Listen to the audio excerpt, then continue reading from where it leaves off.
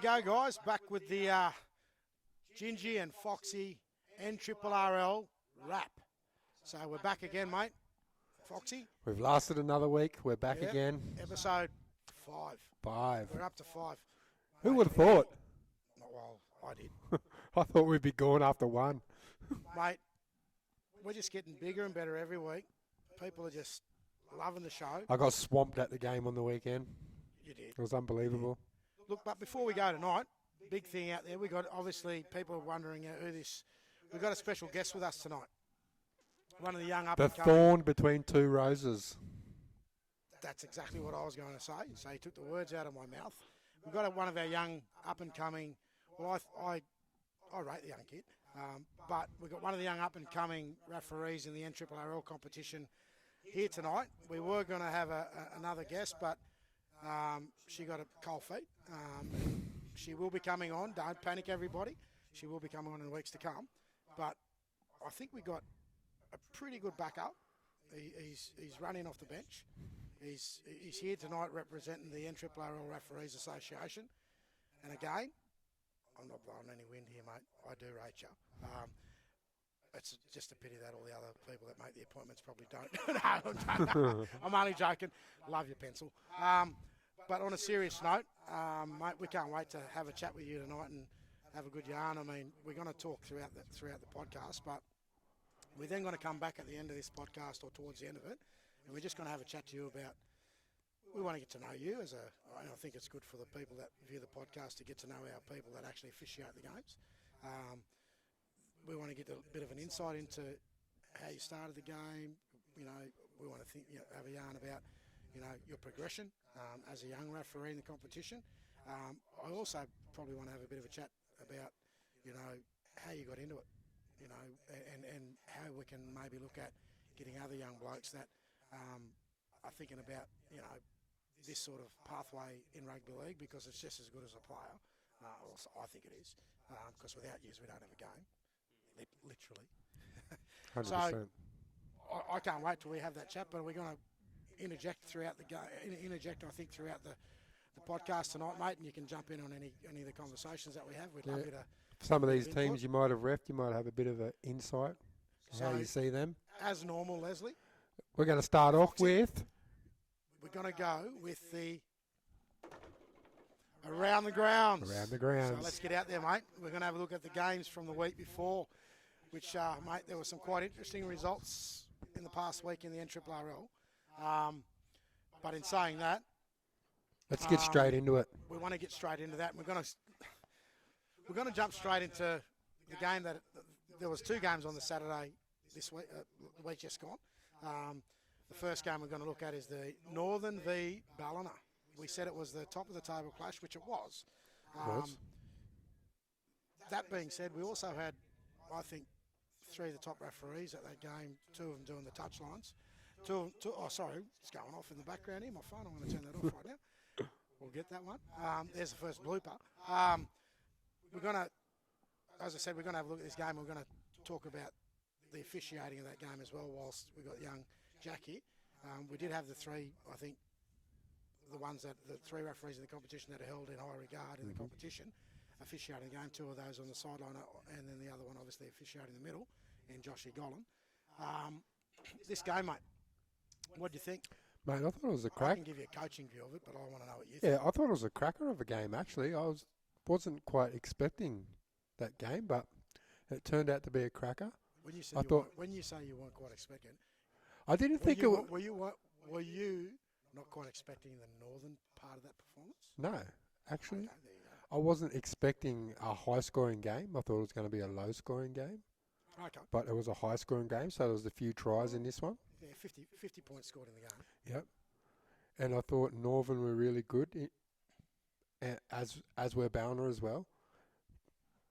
I think, looking back at the game, I thought those 2 quick tries early sort of hurt a little bit. Yeah, they did. I mean, when you look at the game in its entirety, early points is always good for any team. Yeah. I thought they got a good start there, Ballina, jumping out with those 2 tries. Northern done well to hit back. I think it was 18 all there at one stage. It was funny how the game went. very open to start the game, very open game to start the first 15, 20 odd minutes, and then it tightened right up. I mean, Northern decided we were going to play some footy, and when we did, we really tested the Ballina team. I know Barnesy and Troy Johnson, or Scabby as I know him, would have been not so much taking it lightly, but they would have been really prepped up and prepping their team for a tough game. But 18 all at half time, 18-8 at half time. As I said, we showed a lot better energy in the back end of that first half. And then come out the second half, started well. Mate, when it was good. We come out of the sheds, jumped out of the blocks. I think we posted the first 2 tries in after half time, and we actually gave ourselves a chance. We got back to 18 all. The way I see it, and I'm going to look at this young bloke here, and I had a bit of a chat, Jack, earlier about this. Probably 2 of the things that we had 2 crucial errors, and I'm not blaming. I'm definitely not blaming the officials in this game, but in this particular incident. But we had 2 crucial decisions made where we gave away 2 penalties back to back when it was 18 all, and just put Ballon on the front foot. Yeah, I think the impact from Northern coming off the bench was really good. It tied up the game in the middle of the third of the game, and then I think Northern's bench coming off half time to start the second half probably had a very good impact, as you said, bringing that game back to 18 all. I thought John Jarrett was really good off the bench there too. Mate, His defence was top. His defence was top notch. He really, I thought that when he went on, I actually thought there was a bit of. That's when we really consolidated what we wanted to do. But as I said, his overall performance was top notch. Yeah. He's one of those blokes that probably at the start of the season no one thought too much about, but mate, he's a big factor in our squad this year. His injection off the bench, valued by our team, mate. But I think for me too, he's one of those players, or even from an official or refereeing point of view, he doesn't give away too much. He's not he's very disciplined. John's discipline is just impeccable. It's just at such a high level, you can just tell the way his own players react around him. He really lifts, and I haven't seen him give away a penalty for a while, so he just. Don't you put the mocker on him? Oh God, Jesus! We go away this weekend going into the game that we got against Blamble, and mate, if he gives a penalty, you better have that phone on. I don't care where you're officiating, you turn your phone on, and I'll be the first message you look at will be, "You did it." Mate, I think Bowner knew they were in for a tough game too, because you very rarely see Bowner take 2 points, don't you? When they get a penalty. I will say this game was played in the right spirit, mate. These 2 teams went hell for leather. Yeah. But the respect for both these teams for each other showed. The respect for us. I mean, I've had a lot to do. We both have a lot to do with Ballina in the past. As we play past players, old boys. That's probably what you call us. But the camaraderie between the 2 clubs is pretty good as well. I mean, the supporting base of both clubs get on well. There's a good interjection of Ballina in Northern over the years, so obviously there's a high level of respect for both clubs. So, as I said, I mean, for me, disappointing to maybe not get the bickies, but I can't be any more proud of. There's a lot to take out from that game. We actually showed to ourselves, not the competition, and we're not about showing it to the competition. We're about showing it to ourselves as a team that we're definitely going to be competitive this year in every game we play. I think the players took a lot out of the weekend, and that's going to give them a bit of confidence moving forward into the weeks going ahead in the tougher weeks. So overall, mate, as I said, didn't get the bickies, 30-22. Ballina ended up running out winners, so 8 points. Yep. Just want to make one clear point that, yes, we did get beat by 8 points, but our goal kicker, young Hezekiah McKenzie, I told him after the game, and we were talking about it in the sheds, and we had a bit of a chat, and I said to him, mate, do you realise that if you kicked those 4 goals, we would have been like 30 all? And he just looked at me and shook his head, and I was like, oh, maybe it wasn't the best time to say it. But you know what? He'll wear that. He'll go away this weekend, and he'll definitely be the one that does his job off the field and get that right next week. Yeah, so it was a good game there. Credit to Ballina. A bit of an adjustment. Credit to Ballina too. They grinded out a good win there. So yeah, they did, mate. And it was a good game. So we'll move on to the next game. And you got to have a look at this one, Chris. It was I did. Lower versus Balamble. Mate. And ended up being a good game, didn't it? Mate, I think last week we said that the Lower boys, we knew they had the big loss the week before against Ballina. Going into this game, we also knew that Duggo would have really nutted down this week and said to the guys, "Come on, boys, we got to pick up our efforts, be better in all the effort areas." And mate, they all bar 4 minutes remaining in the game. They were leading. They were leading. They were leading. 4 minutes to go, they were leading. So I think they took the Lower boys definitely took Balamble by surprise. I mean, without a doubt. They jumped out of the blocks really well. The game sort of at all levels, both in attack and defence, was high quality. There were points in that game where I really thought Lower were going to take it by the scruff of the neck and just say, "Come on, we'll take Balamble today." I thought the confidence levels were high. Mate, Grant Brown, I know the game wasn't commentated. He could have commentated the game and played because all you could hear in the back was Brownie going off. And when Brownie's in that mode, anything's possible. Anything's possible. He's a confidence bloke. It gives his teammates confidence. You can ride on the back of Brownie when he's in that mood. Yeah. And for a period of that game, those Lower boys jumped on him and Duggo's back. And, mate, I could watch that game again tomorrow because it was that good. No, you nailed it there. I've played with Brownie for a few years, and when he's on and he's enthusiastic, anything can happen, can't it?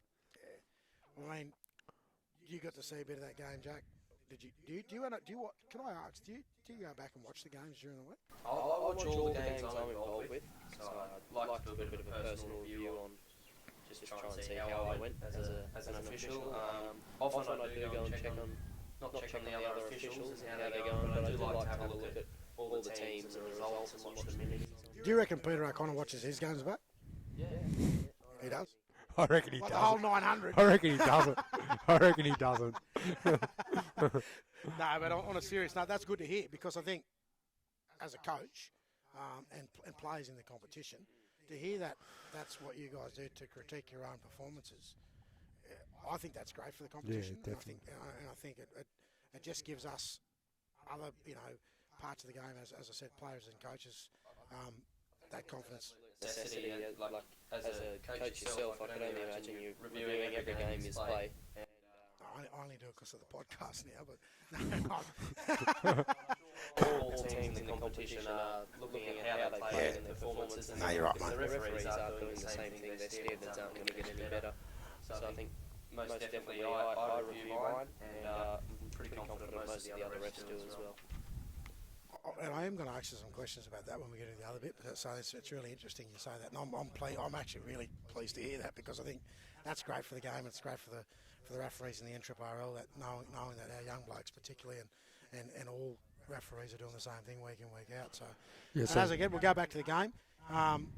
24-22, Balamble running out winners. Yep.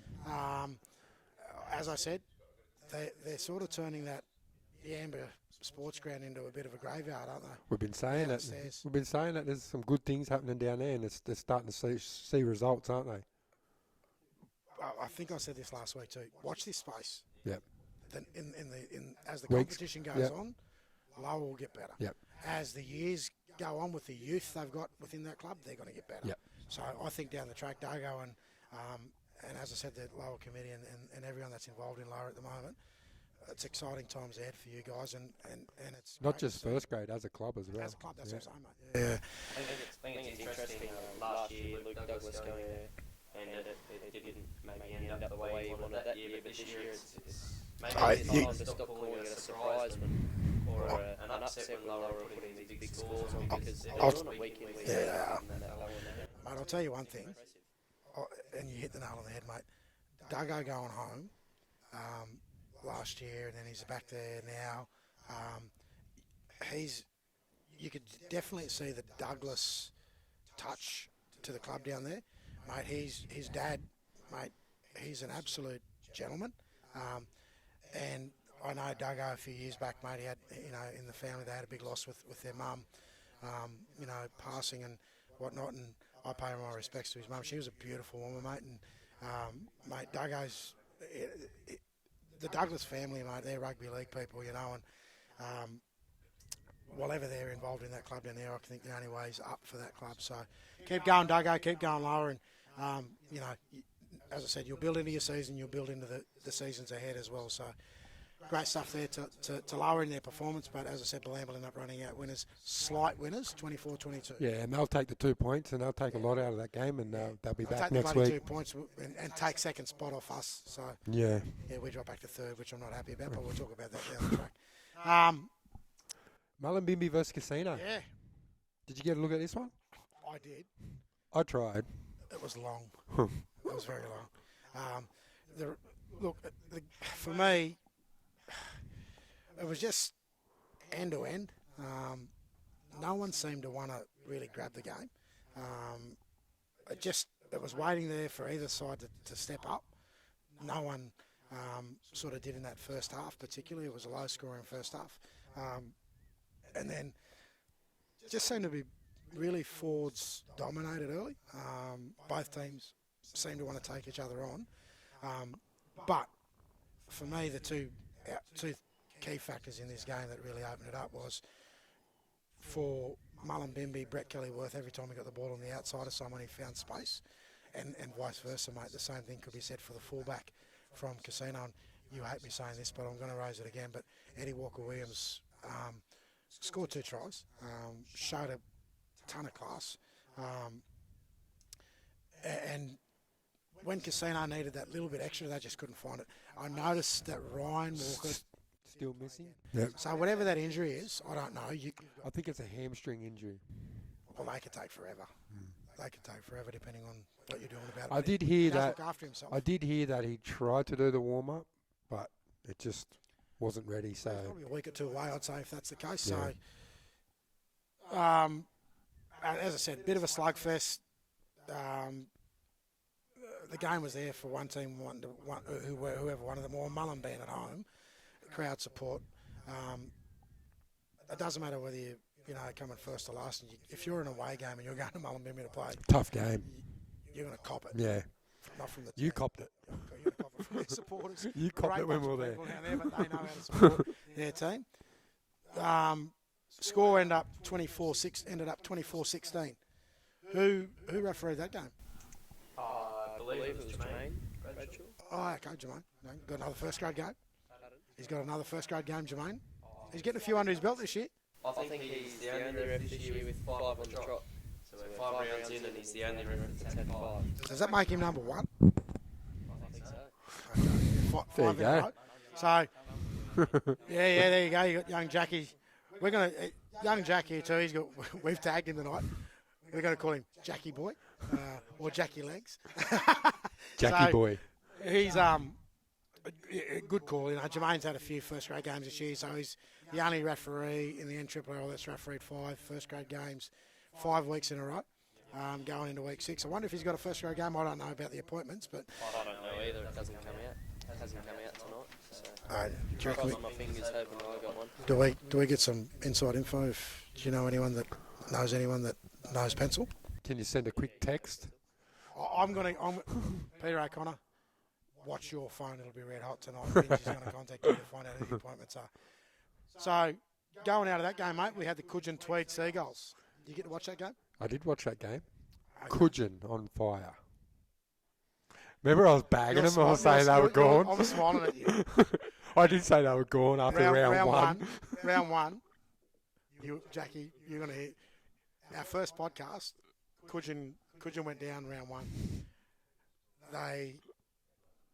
The big Fox. Man, how good I am. The big Foxy rode them off. I watched them the week before. They toiled and tussed and had a tough game. They've been tough every week. A couple of tight games, and then I said to Foxy a couple of weeks ago, I said, I just got this feeling that they're building towards something. They've got a few players since that first game, though. They have. Yeah. They look good, mate. I'll tell you what I did like in this game. Their fullback. Yeah, he's pretty electric on his feet, isn't he? Mate, their fullback was really good. I think he played a big hand in what happens on the back of a good roll. He's really quick off the mark too, isn't he?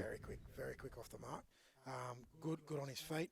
I think, obviously, we all talk about the Coogin forward pack, and without a doubt, they're one of the packs of the comp. You know, we haven't played them this year, but I rate them up there with the Ballina pack. They're big pack of forwards. As I said, they just seem to have too much strike power for Tweed Coast.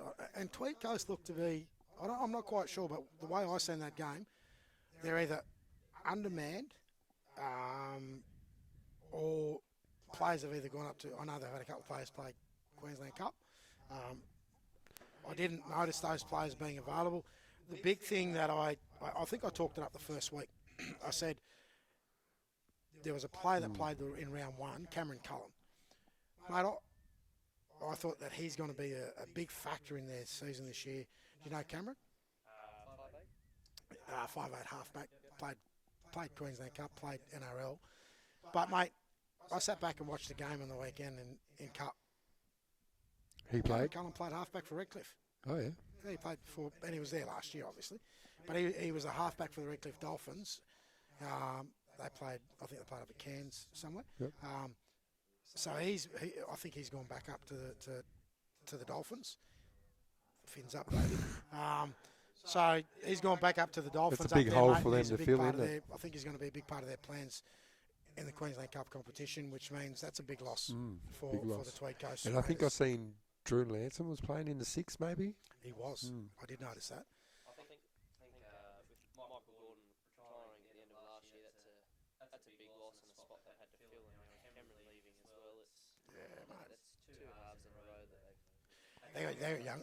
I know. Well, I've actually in my notes. I know Les doesn't take them. I've got notes. But in my notes, their 2 halves are 2 young kids. I think from 18s last year, or one of them is. So they've brought a couple of young kids up. But so have Kudgeon. Kudgeon are using. Yeah, mate. I don't know if you tell me you watch the games. Yeah. I watched this young kid now 2 weeks in a row, and he's a good player. Kudgeon are using a lot of their reserve grade players from last year, now playing first grade. They're under 18s and now playing first grade. Mate, I did notice. I think your halfback from last year is actually playing Cup. Uh-huh. Yeah, he's playing Cup. So for Tweed Seagulls. So our man Andrew Batiste, wore number 11, jumped in dummy half a lot, didn't he? Nobby didn't even ring me.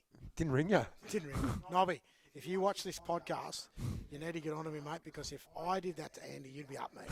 So you need to have a chat to the Kudgeon coach and find out what's going on there with Andy playing at back row. Did he dabble at hooker? He dabbled at hooker. I noticed he was in at hooker a lot. So here you go. Kudgeon are playing it very smart. They know how good Andy is out of dummy half. They know that if he plays in the back row for a long extended part of the game that he's probably going to wear out. So they're using him very smart, I think. Whoever's coaching, I'm not even quite sure who's coaching Kudgeon this year, but that coaching move is probably going to be something that adds a bit of difference to the Kudgeon team. And Lukey Dumas in the centres. Mate, I was just about to mention him. They brought the old man back. Lukey Dumas. Dewey. He was good. Better known as Dewey. He's got over 100 games at Queensland Cup, I think. Played for Tweed Seagulls. I'll tell you what. He might be up there in age, but geez, he's still got it, hasn't he? That try he scored first with that kick across. Yeah. He took it, went in for a try. And you know what he does bring to the Kudgeon team? That edge of experience. You can't beat that. Is it one of the Zebra boys has gone playing Cup this year? Yes, yeah. I'm not quite sure. That's obviously a big take in. Yeah. Well, I think they only had one on the weekend. Yeah, they only had one on the weekend. But it's an interesting thing to see how that transition from Queensland Cup back to clubland, back to club what I call clubland, because Queensland Cup's been a high level. It's interesting how that process works. Sometimes, you would never think that taking a player out of a team like Kudgeon would make such a difference, but it actually does. So those clubs that have got that transition between Tweed Seagulls, that feeder system back to their local clubs. We've got a young kid up there that we're doing the same with in Tweed Seagulls. He hasn't played a game for us this year, but when he's available, we've got young William James that's going to be doing the same thing. He's a dual registered player. Can't wait to see him. He's going to add some value to the Northern team. So, yeah, I think it's a good system and it works for what the competition needs. And I've got an announcement to make when we get down to, I think it's to the whatevs. The whatevs. Yeah, in the whatever section about the Queensland Cup competition. It's going to be really interesting. And it'll be interesting to see how it all pans out, but we'll talk about that towards the end. And I don't even know whether young Jackie boy knows yet, but we'll talk about that as well. So, Coogin end up running out winners in that game. 36-12. 36-12, so well done to the So Coogin. to all you Coogin fans out there, I take it back. You guys are back in the mix. God, I can't wait for the next 3 weeks just to see if you backtrack on that as well. So we're going to move right on now to the Marsh Brothers Wollumbar game. And you know what I'm going to do? I'm going to throw to the person that actually had the whistle in the middle. Yeah. Mate, from an official point of view, put your whistle away for a minute. What did you think about the game? I think it was a pretty good game. It was Northern obviously ripped the field up on Saturday a little. It was dry. It didn't even rain. And the wet weather all day didn't help. The conditions for the game, obviously, rain and It kept me home, the wet weather. Mate, yeah, it was got a bit wet. Quite a few errors. Yeah, look, I think that's the thing for me, and I took away from the game. It was as much as, and again, I'm not being critical. No, You are being critical. there was a hell of a lot of mistakes in this game from both teams. A lot of drop ball. You know, my mate Jackie boy at one point I felt like singing out, "Take the whistle out of your mouth." But look, majority of those penalties were warranted. I mean, the thing that didn't help, I suppose, you in this game was because of the conditions, the ground. You mentioned the ground conditions as well, it's very slippery. The game at points, blokes were taking a hit up and slipping and sliding and whatever, falling into tackles. But you guys now have, I suppose, and I'm not saying it's NRL sort of standard, NRL's rules, but you guys have the things now around head knocks, about, you know, where you could hit in that space and whatever. Conditions doesn't help that situation. There were a few penalties for high tackles, but look, I'm going to be honest, they were warranted. I seen a few of those tackles, and I actually did do something. I mean, we did say last week on our podcast that the Gingy and Fox were going to make a special guest appearance at the game, and Foxy rang me 5 minutes and used the worst excuse in the world. Mate, I'm not going to be able to go. And I said, what, because of the weather? Guess what he said? Nah, I've got to look after my kids. Wow. Anyway. I felt bad because I was running the water all day Saturday. I just wanted to spend a day with the kids. I did go down there, and the conditions were exactly how you said it, Jack, mate. It was tough conditions to play in. A lot of mistake-ridden football because of the weather. I'd ask you, do you think it was a very forward-orientated hustle and bustle? It was a very forward-dominated game, and not awfully back and forth as a generic forward game is. Yeah. Obviously, that's where they're relied. What was that word? Generic. Is it generic? Yeah, that's our word for the week. We have a word for the week. We pick it up and sometime. So generic. Spelt? Nah. That's why he's a referee. Well done, mate. Going to take us out of a job soon. So very generic. Again, I'll use that wonderful word, generic. Forward orientated, try to, you know, and that's the way the game had to be played, I suppose. But, mate, I know he's probably the go-to person at Brothers because they've lost a fair bit of cattle, and we've talked about it over the last few weeks. Young Krause, I know he's not a forward, but, mate, as an outside back, I reckon he's got to be one of the hardest running outside backs as a centre that you get in the competition, mate. He runs the ball at 100 mile an hour. He's a physical man, and he doesn't mind just absolutely getting in and doing dirty work. He takes that ball to the line with no self-preservation. And, mate, he did that 3 or 4 times in that game, and I think he scored a couple of meat pies. I'm pretty sure he did. Yeah, okay. It says the bloke who had the whistle. But he scored a couple of tries and very strong carries. I thought he was probably Brothers' best on the outside. I was waiting for Dave Mead to inject himself, and I'm just going to say it. Where were you? Like, I didn't see, like, Measy was just seemed to be part of the machine, and he was happy to catch and pass, and I was just waiting for Is that he still in the centres? injection, which he's renowned for. PNG, Gold Coast Titans, Brisbane Broncos, and He's still playing centre, Chris? they played fullback. He's playing fullback. Played fullback, which is why I expected more. Mm. I'm not bagging him. He's a great player, mate. He's a great person, but I just thought, I was actually waiting for that Dave Mead touch, and maybe that's a couple of weeks away, but when they do click, I think is going to be a big key for that click to happen. Wally Kelly in the halfback was a good in for Brothers. I still think their forward pack was pretty mobile. They actually, for a long part of that game, they were giving Wollongbar a pretty good, competition. I've been asking for the last 3 or 4 weeks, and I rate this kid. I've been saying to Les, done your homework? Who's the number 13? I call him. What was his name? I call him simply Red. Mm. His last name's Hamill, I think. From Wollongbar, from Wollongbar. He's the bob-cut, red-headed, stout young bloke. But, mate, geez, he's got some game. Got some big legs on him too. And he's a good ball carrier. I don't think he's missed a tackle in defence yet this year. It's interesting to see your referees that look at other players' legs. No, I'm just saying, mate, joking.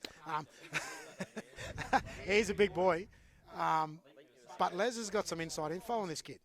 Yes, so I've got a bit of inside info that he played for Queensland Schoolboys in 2017 with David Fafita and Tanner Boyd.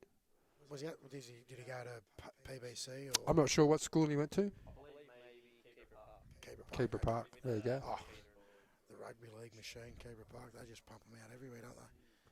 So he's doesn't matter whether you're. He's pretty handy. If you don't play NRL, coming out of Keeper Park, you're either playing Queensland Cup, and if you do go back and play country footy, you're a good. Mate, they just breed footy players, So their program speaks volumes.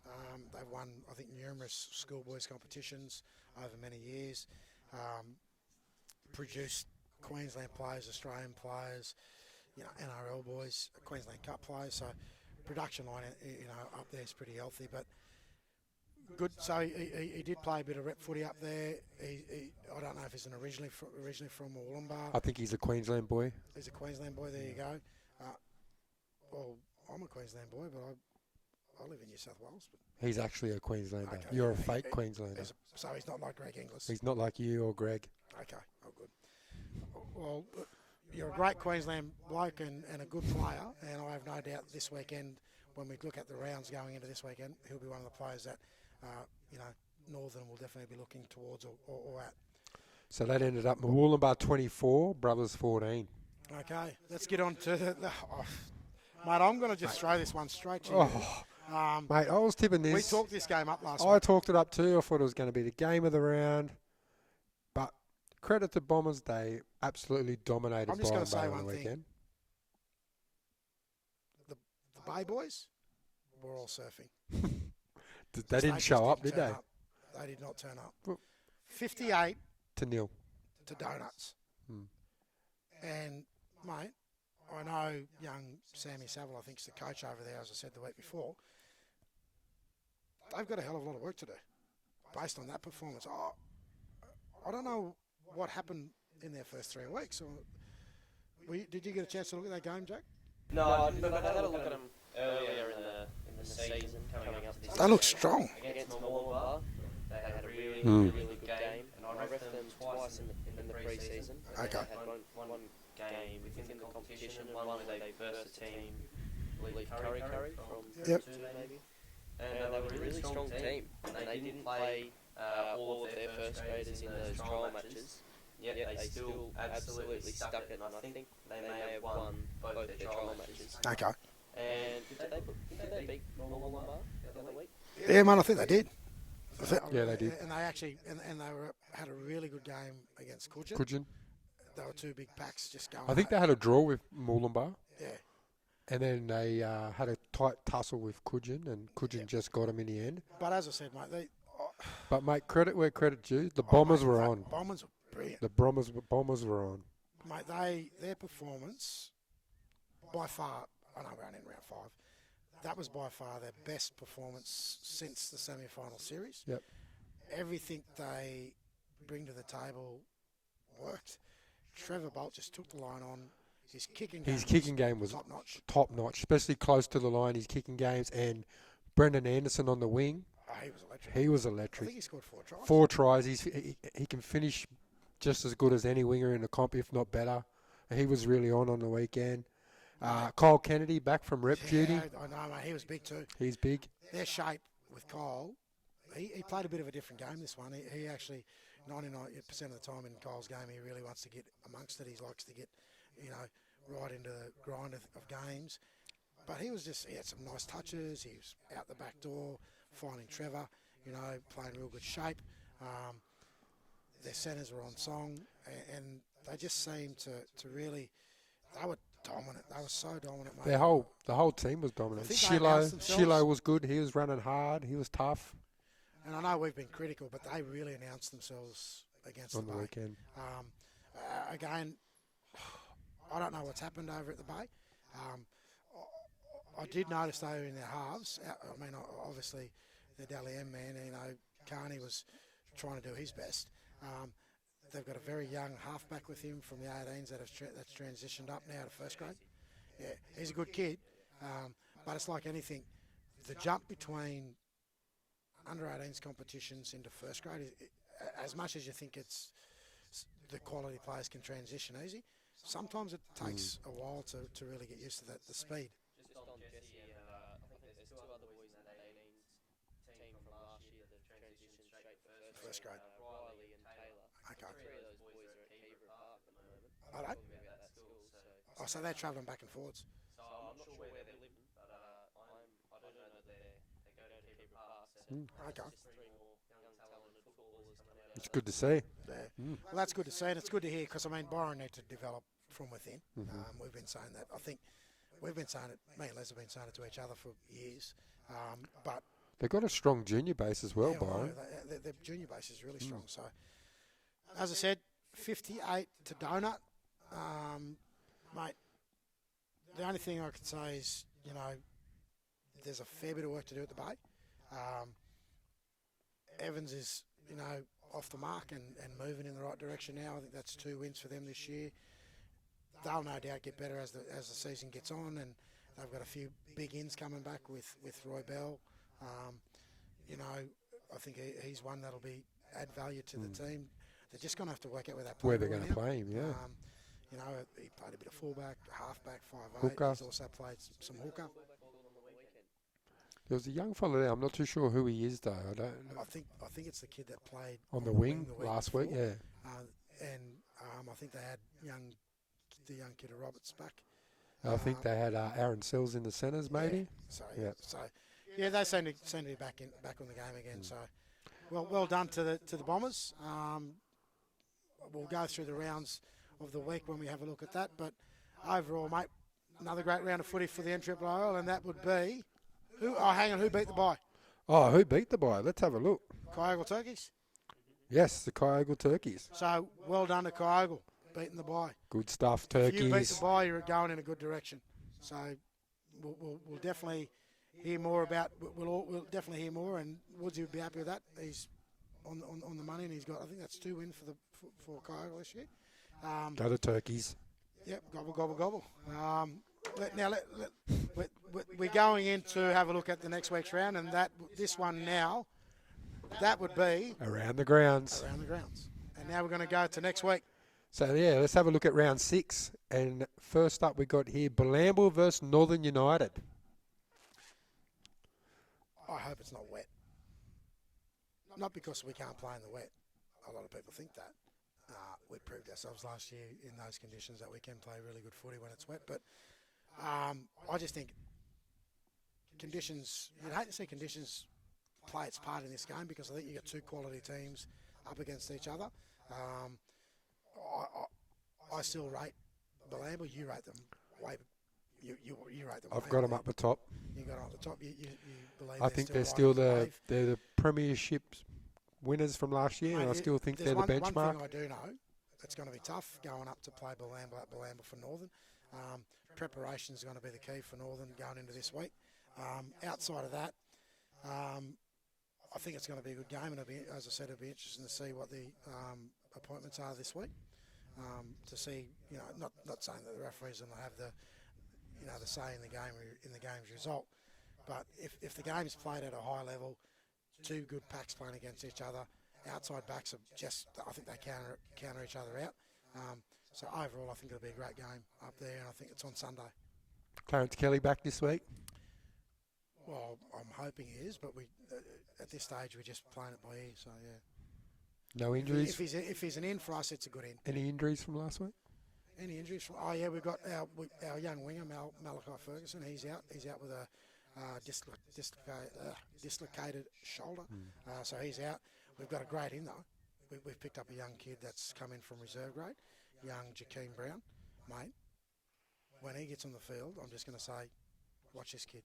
He's a big unit, but he's going to add. I think he's going to add something to the team this year and to this weekend particularly. Our next game, Murwillumbah versus Lower Clarence. Mate, based on last week's performance, where's the game? It's in Murwillumbah. Mate, I'm going to say it's going to be a tough one. Yeah, I'm going to say. I think you're holding Believable at such a high regard, and the fact that Lower Clarence only lost them by, 2 points, that means you've got to be holding them up to a very high standard. They'll take a lot of confidence out of it.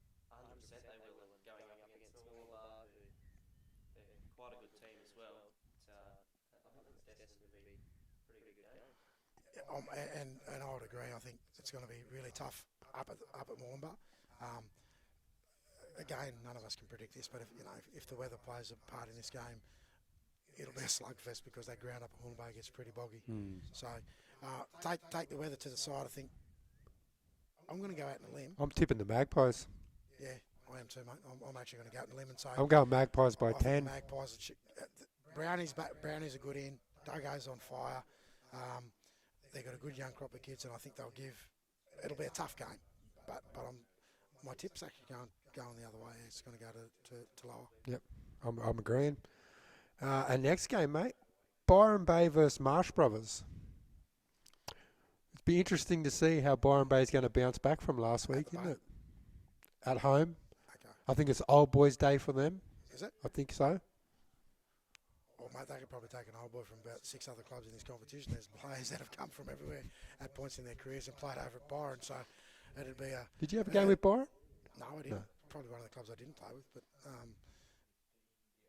I played a trial game for them. Sorry, I did. I actually did. That to the side. Look, it's going to be a hard one, this one. I'm going to say I'm going to think they're going to bounce back, Byron. You've got a hungry team in Brothers wanting to get on the get off the mark. scoreboard. I'm saying it's going to be tight. What are you thinking, mate? Yeah, I mean, it should be another good game. It's usually a good game, both these teams come together. I think at Byron, I'm pretty sure they should show up this week. Okay. And a bit of a big bounce back from last week when they were in Evans. Now they've got the home game.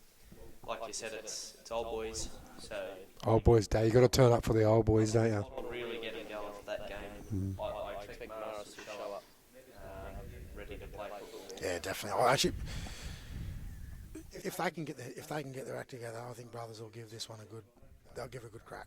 So I'm not going to pick it. I'm not going to pick this one. I'm just going to say it's going to be a bloody good game. And out of that, whoever wants it the most will be the ones that will work away the win this weekend. Tweed Coast versus Evans Head. Evans Head off a dominant win. Up at Tweed Coast? At Tweed Coast. It's always hard to play there at Cabba. It always is, mate. Is that a Saturday or a Sunday game? Doesn't say Saturday or Sunday. Okay. So it must be a Sunday, yeah. There's no Saturdays here, so... Just potentially the casino game. Okay. Yeah, so this will be another good game, mate, I think. The NRRRL are putting out these great rounds week in, week out, but... Magic round. Evan you and your magic round. Evans, mate, I just think they're on a bit of a roll. They're going to be tough to beat after a solid win the week before. It just seemed to click. Maybe Roy's back this week.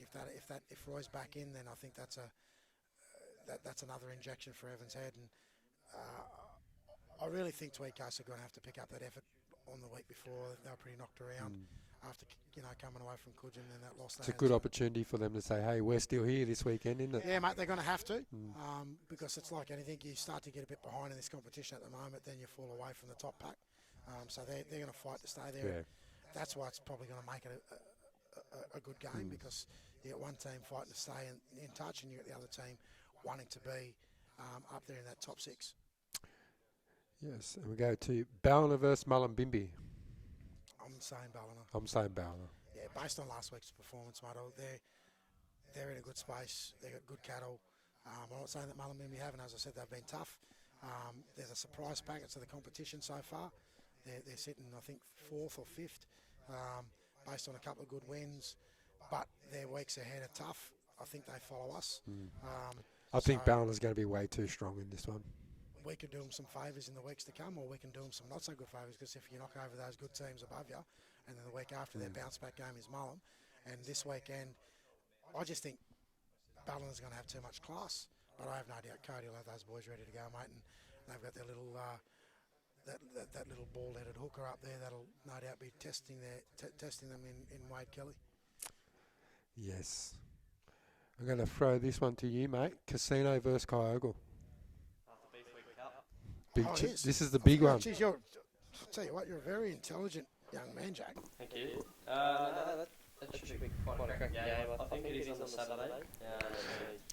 Beef week games are always on the Saturday night. And I believe juniors are out. Yeah, I was about to say, I think it's a huge day. I'm just having a look at my social media contacts. Which ground are they playing on? Queen Elizabeth Park. I thought they'd play on there. I actually thought they might play that game on that junior league ground, which is sensational. That service over there is unbelievable. But if they're playing over at Queen Elizabeth Park, it's a juniors all the way through to first grade. It's the Cougars Old Boy Day as well. Old Boys Day. Mate, they're going to have a wow of a day over there. It's a full club day. Juniors all the way through. So it's Casino. Kyogle. Juniors all the way through. Well, mate, and Old Boys Day for Casino on top. Cougars Old Boy Day. Saturday night. Les, I was actually just about to say to you, no, this is a game that I'm going to get to, but guess what? You can't. I can't. Yeah, so I might have to try and get there for you. I actually will be sitting back. Seeing that you went for me last week, I might try and go for you this week. Well, mate, I'm going to kick back in a hospital bed, Bar TV, and watch this game. Dressed up. The Beef Week Cup. There you go. So I won't say it. I won't say it. Get out there and have a look at that game. Support the Cougars. Casino boys are over there, and it's Beef Week, the beef capital of Australia, the casino town over there. It's a massive week, and I'll tell you now, Saturday morning. I might have to get there before you go to footy, Beef Week. whether it's junior league or whether it's the first grade game. Get down to breakfast with the butchers. You can have 20 steaks before you get to the footy. You're full as a bull. Unbelievable. Beef Week, full as a bull. So. Yeah, it's Beef Week and it'll be a great week. It'll be a great game. And Gingy, Coogin take on the bye. Jeez, that's going to be tough for them. Tipping Coogin just. Coogin to win that one. Yep. So, yeah. All good. There we go. That's round 6. That's round 6. All taken up. Now we're just going to jump into, mate. This is the bit I've been waiting for. You ready for the grill? This is all about you. You're pumped. Now listen. Before we start, we're going to jump now straight into our interview with one of our young, Mitch Jack. His name's actually not Mitch, his name's Jack. So Jackie Legs here, we're going to have a chat to young Jack. He's as I said, and I'm not blowing his trumpet here, I've watched this young bloke's progression in the last 3 years. I actually do rate, and I'm not saying it because you're sitting here tonight either, mate, I'm actually being honest with you. I actually do rate you as one of the up-and-coming referees in the competition, and I don't think it's too long before you actually get consistent first-grade games and, touch wood, mate, the next year or two we see you refereeing a first-grade grand final, but that's where I believe you're headed. So outside of that, tonight we want to have a bit of a chat with you, mate, get to know who the official is. That's going to be this segment.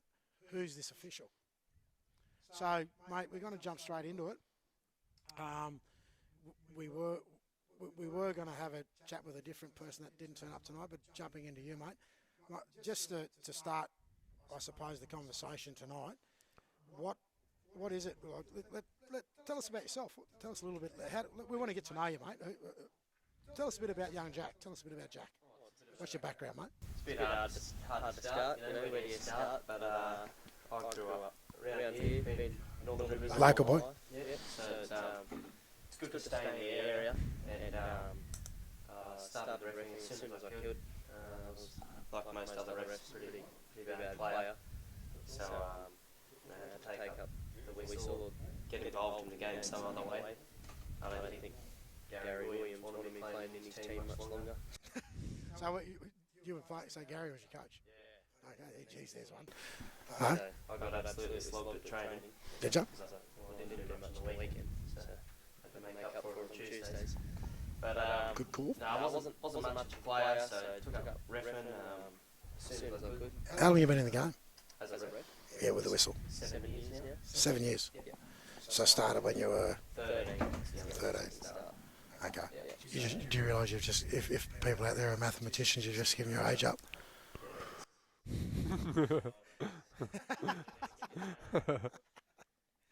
So you've been refereeing for 7 years. Did you start in the juniors? Yeah, so I started off when I was 13. The rule is you can't do, it's changed now, but then it was 2 years below. But I started in 6s, 7s, 8s, working my way up. And I think when I was 15, I did it was an under 11s or 12s grand final, and sort of really started to enjoy it a lot more. And I think when I got into later years of high school, I think I moved away to boarding school, and I continued refereeing seniors down here. Okay. And I started to do the ladies league tag, running the other touch lines throughout the day, and it was just a progression for the next 3 years, working my way up the centres. So you've been refereeing in the NRRRL senior competition for the past 3 years? Since I was 15, so Yeah. 5 years now. Okay. So 5 years in the local NRRRL competition, working your way through the grades, doing your apprenticeship, I suppose. Mate, you've had Under pencil. Under pencil, yeah.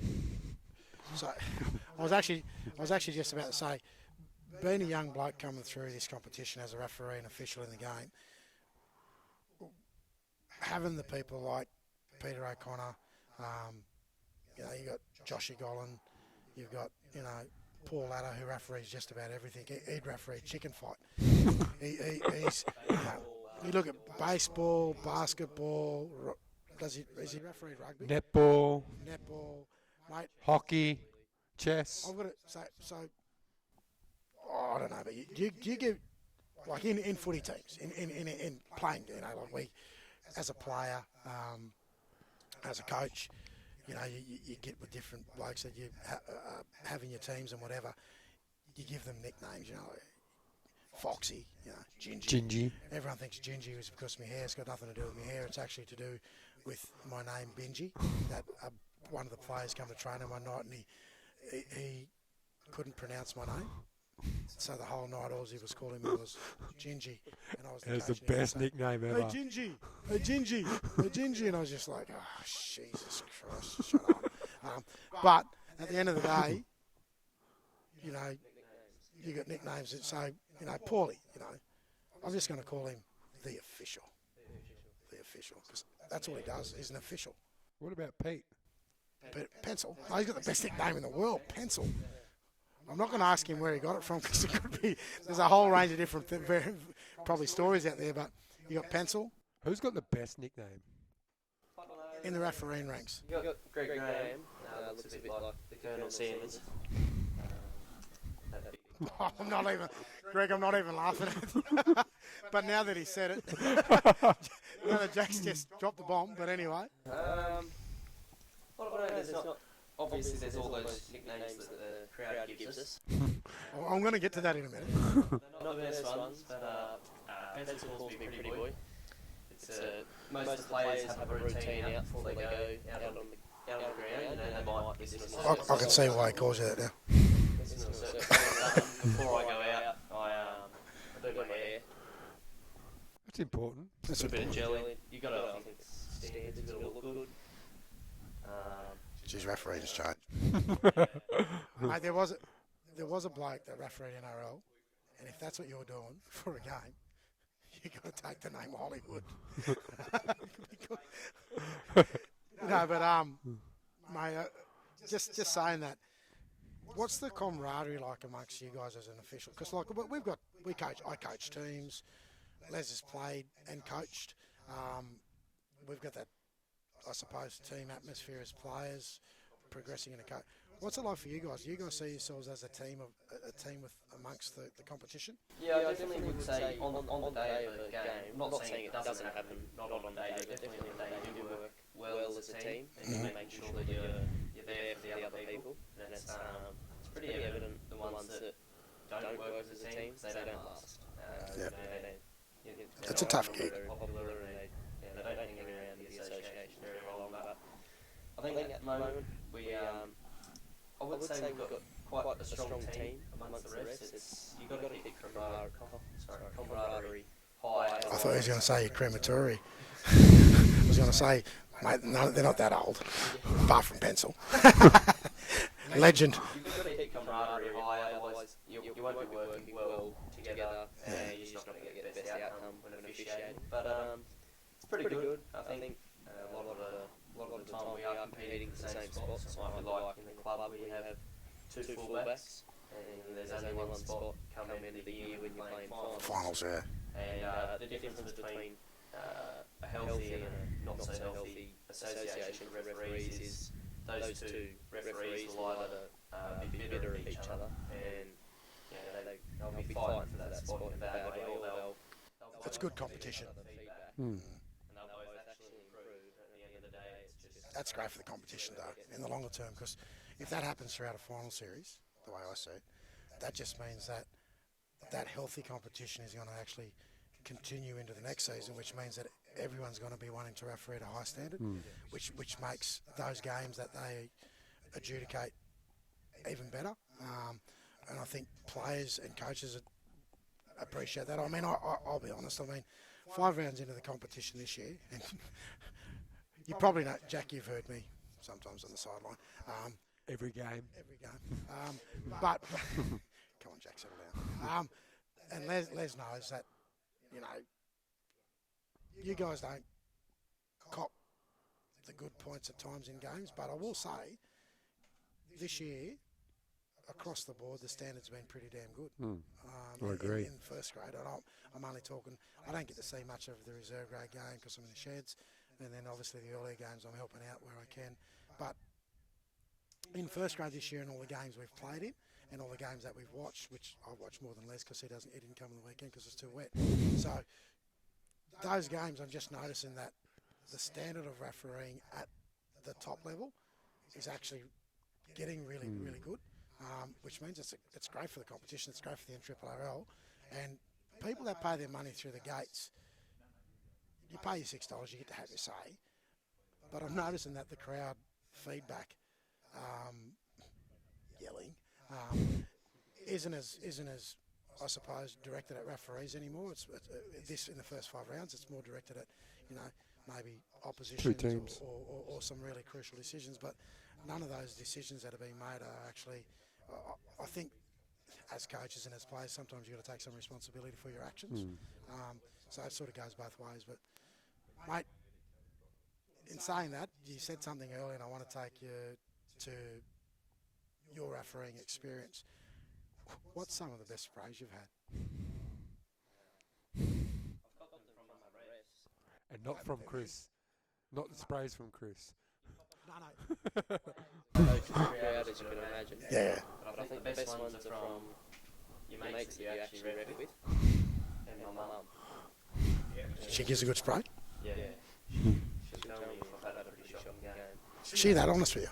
Yeah, she won't say much either. She was. What about Benny Muldoon? Everyone cops it from Benny. Yeah. But I think it's something that you need, not so much from the crowd, but from Just good feedback. some close mates and coaches and Honest players feedback. that you know, trust. I think I've got a group chat with a couple of mates, and they'll often watch some clips of my games, and they'll give it to you if they disagree with any of your calls. I mean, I've heard some of the sprays. Actually, I've given some as well. I never have. Oh, God. Sorry, Angel. Just on that, like, how when that happens, good, bad, or otherwise, when that happens, what are some of the things that what are some of the things as a referee you take away from that? What are the learning experiences you get from whether it's a good spray, bad spray, or otherwise? Well, the first thing I'll do is think who it's coming from. Yep. And if there's no mutual respect, or if it's coming out of a spot of hate or frustration sometimes, Yep. I may just completely disregard the comment. But often it comes from sometimes even a losing coach. But even if I know them, or even if I don't, but they do come up and say, hey, I'm not up here, I just want to know. Sometimes that can be the best feedback. Yeah. Because maybe you don't know that something's happened in the game, and it does remind you, I've got to check that. Yep. And you can only improve on it. That's true. Well, you are only human at the end of the day, aren't you? That's right. Yeah, we don't have the bunker. So Yeah. Me and Les was talking about the bunker. When we finish coaching footy, we might actually become the bunker. I reckon we make some bloody good calls. But in saying that, I mean, I'm glad you've talked about that, because I think earlier in the piece you talked about some of the things that you do as a young referee coming through the ranks, is that you look at your own games, you critique your performance, and then you look at how you can improve. And I mean, we don't see that often enough as coaches and players, because we get too caught up in our own jobs sometimes. As a player, most players like to go and have a look at their performance, or they'll wait for the feedback from their coach. Coaches will go back and critique their team, and then sometimes even question our own coaching abilities, or what we're doing in the game, or how we're coaching it. So it's just pleasing to hear that young referees in the competition, or all referees in the competition, are looking at themselves for better performances week in, week out. Because if you guys are doing that, coaches are doing that, players are doing that, across the board, Les, that's just great for the competition. I think another thing that I'm sure you guys do it as well as other people in the game, and ex-players and coaches, you take something from everyone's game. Yep. People you learn from. I had a couple of close mates that refereed around here, one's moved away, and not so much Golan. But you do choose to take from it. And you just adapt, make your own style of football. And take away standards from certain refs. I ignore some things they do if I don't think it's top quality. And you just sort of make your own way, trying to get better. And you've got to look for the feedback. You really do in refereeing. Someone's not going to come up and, well, people do come up and give you some feedback, but someone's not going to come and give you some honest, hey, I watched your game properly as a referee, here's some feedback. You really got to look for it from the right people. Yeah. And that's something that we spoke about too the other week, Chris, wasn't it? Like, there's that feedback form you can fill out after the game, and you and I spoke to it, and you said, yeah, you're going to try and do that because you like process a couple of times, and it's been really handy for me, because sometimes when you're at a game in the heat of the moment, you see things that you see things in a game as a coach or a player in a game that sometimes you need to just take the step aside, go back and watch the game, and then these guys have a really good system in place where, as a coach, you could actually go back the following week. They've got a feedback form you can complete. The majority of coaches in the competition would think that that's only for when you have a referee that you believe isn't going great, to give negative feedback or feedback that isn't great. I actually talked to you about this on the weekend. I'm going to change mine up a bit, because I'm actually going to look at the referees from a coaching point of view now, and even when it's bite the tongue moments, I'm actually trying to look at the positives and some of the positive feedback that we can give to these guys, because I think without, and I say this all the time, and I know I sometimes get up you guys, but without you guys, we literally don't have a game. Yeah, 100%. Everyone says, without players, you don't have a team. Without players, you don't have a game. But without you guys officiating the games, then it's just a game that doesn't sort of go anywhere, because you guys create that level of interest as well as we do as coaches and players. So I think it's about all working together. You know, I haven't been sometimes the greatest player. Peter O'Connor could atone to that. I mean, we had a few interesting conversations in my playing days with Pete. And that's how as a coach, it's hard when you're a player and you're trying to win a game too, isn't it? Like you get frustrated at times as well. Yeah. We've been there. Mate, I've got a question to put to you now. What's your aspirations as a referee in the competition? What's your aspirations as a young referee? Where do you see yourself in 5, 10 years' time? I think it's a tricky one. You look at it from a player's point of view to start with, and they might have a make or break season, and they could be 20 playing in the NRRRL, someone like 18 playing in the NRRRL. It's a little bit different for a referee. Like if you take a notice at a lot of these refs, you kind of go, oh, hang on, I think I saw them 15 years ago, ref in Saturday already. Yep. And you look at the youngest ones are probably late 20s. So the pathways, I wouldn't say it's long, but it is quite a... You really got to persist. You really got to stick with it.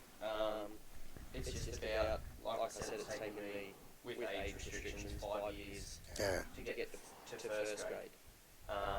And then obviously I need to not necessarily be the best referee in our competition, but I do need to have really good games week in, week out before the Gold Coast Comp will want me necessarily.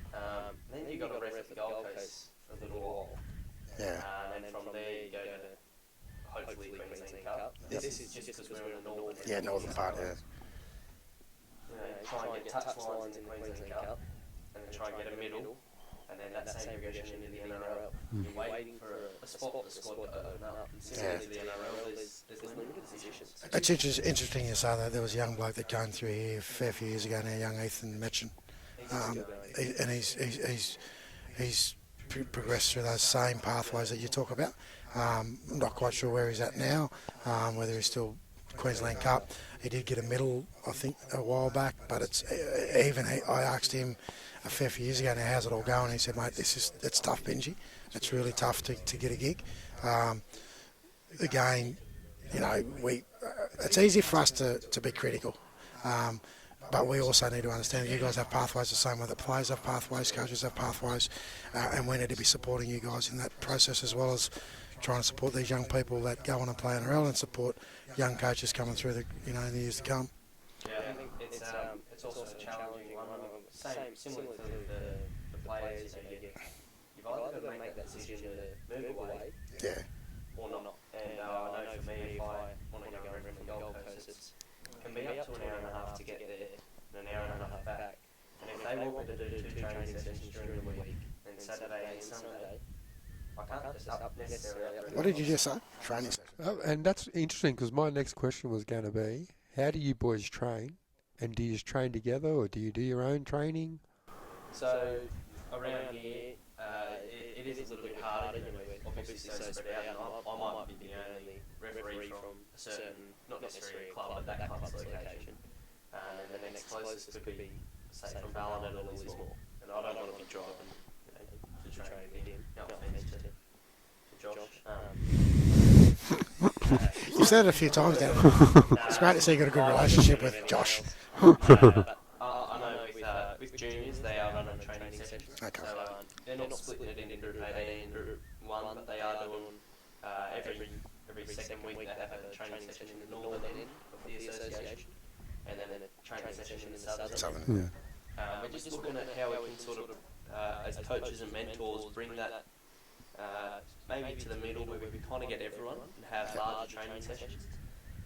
But the training session can be, it can vary, like it really can. It can be go run laps or sprints, and we're doing fitness. I'm happy to do a fitness session for you. Oh, I'm usually busy, but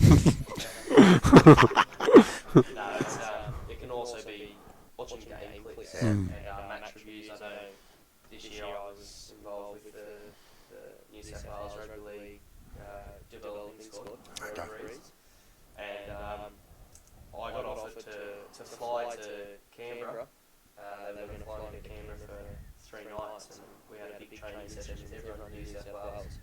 But I was at work, so Okay. I couldn't get time off work, and I had to make that sacrifice. I did, however, still continue on in the squad and get picked for a couple of games, and it's that next step up from bush footy, and the training, the reviews are they're quite intense, to be honest. I had Gavin Badger, ref NRRRL, 1 or 2 years ago, and The badge.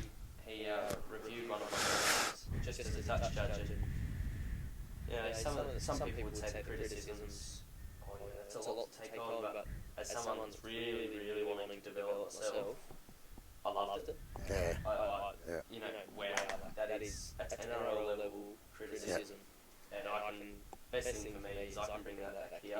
Yep. Not only can I use it to myself, any young Help refs others. that are asking me, I've now not got that knowledge, but got that standard and expectations that they have at those high levels. Mate, that's pretty big. But, mate, I, on behalf of me and the Foxy, mate, this has been an absolute great yarn because you've given me some insights into refereeing that I didn't even know about. And it's good for the people out there too to hear about And it actually is. what, It's good for what it's like being all a the ref. listeners, supporters of all the clubs. Like, it's pretty easy to throw stones from the sideline and whatever, but get behind these guys. Everyone, Les said it, we're all human. We all make mistakes, whether we're a coach, whether we're a player, whether we're a referee, but we're all a part of the game that we all love. And I think that's something that holds us all together, as a rugby league family. Again, you guys have got I believe you guys have got the hardest job By in far. the competition, which is officiating the games, because as much as people believe that some of the decisions you make balances out a game, but I actually think that the thing that really balances out a game is the way that a team performs. So that's my opinion. But mate, thank you very much for taking the time out, coming at short notice. It's been a great yarn. I've really enjoyed it, as I said. I know Big Foxy I love over it. here, he's loved it. He would have learnt more than what I've learnt, because he needs to learn that sort of stuff. And mate, I just want to wish you all the best for the rest of the season, and mate, and all the referees of the NRRRL, mate. We wish you all the best in the season ahead. It's been I'm not joking about that. The first 5 rounds, guys, you guys have been absolutely sensational. Keep up the great work. Let's support our referees. Supporters, players, coaches and officials, get behind these guys when you see them at a ground. I think that's the other thing. When you see young Jack or it doesn't matter whether you're any one of those people I just mentioned, don't isolate the referees. Make them feel a part of you. Make them feel a part of the day. Come up and get to know them. Have a chat. If it was me, I'd say buy me a steak sandwich and a can of Coke. But jump up, have a yarn, and every now and then I'd even have a beer after a game if they like to have a beer. And mate, I might be one of the first coaches, but mate, even if you get to referee a game with Northern issue, mate, come down and have a beer and we'll catch up and have a good chat after it. So great to have you on, mate. Great young bloke, and as I said, one of the up and coming referees in the competition this year. I think you've got a great future ahead of you in the NRRRL particularly, and then if we do lose you, it'll be sad, but we know that you've got aspirations to go further in the game, so it's great to see. So thanks, mate. Appreciate you being here. You're not going yet. We've still got. Don't go yet. We got the whatever. We got the whatevs. This is where we find out what's happening. Now, Gingy, Yes. I'm going to go straight up here on the whatevs. I missed the Marsh Brothers game. Yep. Did you go check the canteen out for me? I've got feedback. So we did make a statement. We're going to start every game we attend. We're going to go out and do the canteen. We're coming thing. for your canteen. Coming for your canteen. We're looking for Gingy and Fox's favourite canteen. So I tested out the Marsh Brothers canteen, which is run by Skimmo's Food Van, because obviously Oaks Oval is going through a redevelopment. Touch wood between now and the end of the season. Should the ovals be finished down at Oaks and the canteens are up and running? But, mate, this is going to be difficult for me to say, because on the Saturday Northern had their setup down there, and it was great. I very rarely get to eat at our own games because I'm too busy. But Yeah, sorry, Northern, but you're out of this because Chris and I just Yeah, don't we have can't the do that. time, and we don't want to be biased. yeah. But in saying that, I did go to the canteen without you. Without me. Yeah, without you, I did get some good things to eat. I tested out the. They've got a coffee machine, a proper coffee machine that make proper coffees. Oh, So it's not just the old dirty water. you. So they had it, and the coffee, mate, the coffee was top notch. Very, very good coffee. And the crunchiest hot chips so far. Did you have gravy? But No, did you have gravy? mate, sweet potato chips aren't chips. No, they're good though. I only tried I must admit I had reserve grade off. Did you try it out as well? Yeah. Tell me about what was your experience at the Skimmos? Well, it was Mother's Day. Yeah, it was. And, I bought Mum some sweet potato chips. But I must say, Was it good? I ate half of them. They were that good. Mate, I'm not joking. Les, seriously. I've got to The get next to a Brothers brother's home game. You will have to go. I have to get to the Skimmos Skimmos food van. van, mate. The chips were sensational. Did you have gravy? Because gravy's a make or break for me. No, I did. And how was you did or you didn't? I did. How was the gravy? That's a make or break for me. It was I'm just going to go. The Northern gravy's beautiful. Okay. But the Skimmers gravy's good. Good. But their chips, I got home from the game and said those chips We're good. were good. Yeah. So Skimmers. Did you have anything else? Mate, I had it. I think I'll tell you the burgers. Burger. Proper burgers. Yep. Beautiful. And they got this chicken burger. Now my top question here is, Yep. how was the service? Top notch. Friendly, top notch. I knew the people. Very, very friendly. Surprise, surprise. And they knew me. And they actually, the comment was, "Are you here to test out the van?" The answer to that question was, "Yes, I am." Have they been watching the podcast? Have they? Oh, mate, I'd say they have been. Someone's gave them The inside smile on their information. faces when I arrived to the canteen was very big. So, There you go. Marsh Brothers Canteen Marsh Brothers Skimmos. Canteen, first Hard to out. beat already. Hard to beat. We're going to test out the Balamba one on Sunday. Belamble on Sunday. We'll be, I'll we'll do be it on for our you. way. You're not there? I could be there. Okay. I could be there. So that's your whatevs. That's You my got any other whatevs. whatevs? You got any? I've got one for us all.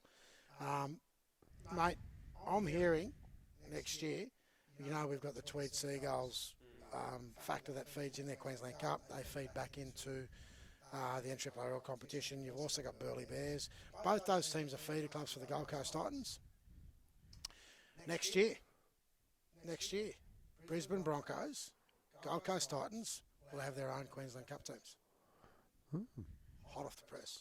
Yeah. That's a big That whatevs. is a big whatevs. Because I'll tell you now, that takes a bit of punch away from both Burleigh and Tweed Seagulls. particularly, as the feeders for the Titans. Broncos have got 1,000 feeder clubs because they're in Brisbane. So they obviously feed into North Devils. They used to feed into Redcliffe Dolphins. Now the mighty Dolphins are fins up, baby. We don't need them anymore. And you've also had other feeder clubs out at Logan that feed into the Broncos as well. So with the Broncos coming into the Queensland Cup officially next year, and also the Gold Coast Titans, it'll be interesting to see, because that now means that Tweed Seagulls particularly have to start their development systems are going to have a look at themselves. Their recruitment's going to have to be different. I think you're going to start to see a lot of NRRRL players that may have an opportunity now, if that's the case, that may not have had in the past. I think it's great for the game. It's huge news. Yeah, it is. It's a bit of a whatevs, and it's hot off the press. Watch this space, but this time next year you could say Pinchy was full of crap, but where you could say, you know what, he was spot on. He was but spot I'm on hearing the it money. from pretty good sources within the Queensland Rugby League. So I've got links up there now, and hopefully, touch wood, I can come back in the next few weeks and make some other announcements about rugby league and potential opportunities on the Northern Rivers through some connections I've made over the last 24 hours, which you're aware of, and I'm keeping under my hat for now, but that will be a huge whatevs moving I forward. can't wait. So we'll see where that goes. I've got one more whatevs. Okay. The Mighty Knights are back Did you actually win a game without Mitchell Pearce? without Mitchell Pearce. How did you do that? I don't know. Because last week Mitchell Pearce was coming back. People are calling Kalen Ponga to get picked for Origin after one good game. One good game. Must have been a good win. Has anyone told Kalen and Newcastle that? I want Queensland to pick him. No, I'm just saying Origins. People get hit really hard in Origin, particularly if you've got issues with concussion. I love the kid. I think he's a great player. But you got Reece Walsh. Mate, that's what I'm saying. Mate, Hammer. But Kalen is he's the incumbent fullback. So yeah, look, I see what you're saying, but I think Reece Walsh is the man. Mate, he's the man. I don't care who Queensland picks. Go the Mighty Blues. I heard no Ben Hunt, Walsh off bench, Ponga starts fullback. That's a hard call to leave Ben Hunt out. Sorry, he wins games. Yeah. Hook got hooked. There you go. There's a whatevs. Yeah. There's a Hook whatevs. got hooked. He's So, gone. any Dragon supporters out there? Okay, you're going to have to go and reincarnate yourself again because you won't happen this year. But Goffy's over there it could be crying. a good thing, mate. You haven't got the hook. He got the hook. Goffy's over here crying. Yeah. So Goffy, as good as that sounds, you're still going to have to wait for another 2 to 3 years before you're even competitive. So they've got a good young squad, but they're a long way away. The only thing that's going to save them is either Jesus or Moses, and both. I think Moses plays for Parramatta, so and the other bloke, he's not here anymore. So that being said, mate, if you haven't got any other whatevs, what about the referees? You got any whatevs? No whatevs. Did Theo Hippo turn up for work on Monday? Oh, that's a major whatevs. He had a huge weekend. Anyone thought it was Father's Day, not Mother's Day. I don't think he was really there until today. Okay, good, yeah. So you do work with him, don't you? Yeah, basketball. I know what he's like. I know what he's like as a player. What's he like as a worker? Probably one of the strongest blokes I've ever worked with. Honestly. That wouldn't be hard when the size of you, but anyway. I'm only joking, mate. But mate, I'll tell you, you're doing good to be able to work with Theo 5 days a week. 4 days a week. Do you get a day off? Oh, rugby league, wonderful game. That's it. I've got no other whatevs. I've got You've no whatevs. No, I want to thank you for coming on, mate. We've really appreciated having you on here tonight. Yep. And mate, you know what? Guess what? That is an NRRRL Wrap.